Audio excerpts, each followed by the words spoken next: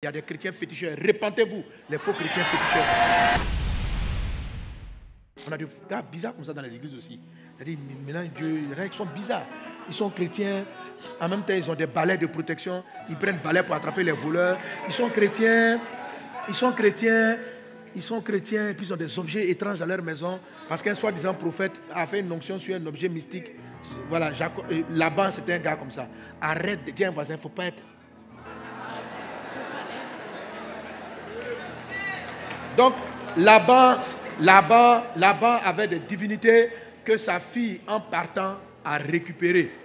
Elle a volé les fétiches. Ce sont des fétiches. Même si Laban dit qu'il croyait en Dieu, c'était un féticheur lui aussi. Et il y a des chrétiens féticheurs. Répentez-vous, les faux chrétiens féticheurs. Et arrêtez, sortez du fétichisme dans l'église. Adorez Dieu en esprit, en vérité. Le temps vient, les vrais adorateurs adoreront le Père en esprit, en vérité. Amen. Et elle a pris les fétiches, elle a caché avec elle. Laban a poursuivi Jacob à cause de cela. Les démons du passé vont te poursuivre à cause de certaines choses de ton histoire que tu gardes avec toi. Et Laban est venu réclamer Jacob. Laban a réclamé Jacob. C'est cette nuit-là qu'il a fait Péniel. Laban a réclamé, il dit, tu as pris mes fétiches, tu as pris mes objets. Il dit, Jacob était déçu. Il dit, mais, tonton, tu me veux quoi?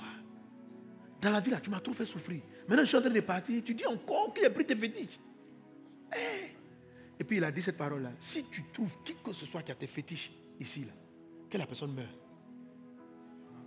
Alors, quand le papa a commencé, tonton Laban a commencé à faire les investigations, il n'a pas trouvé. Et quand il arrive vers sa fille Rachel, comme elle a vu qu'elle pouvait être prise, la main dans le sac, elle a pris les fétiches, elle l'a mis sous une selle et elle s'est assise sur le chameau.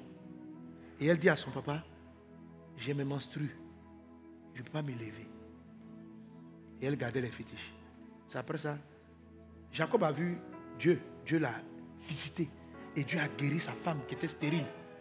Et quand elle a accouché Benjamin, elle en est morte. Selon la malédiction que Jacob a dite.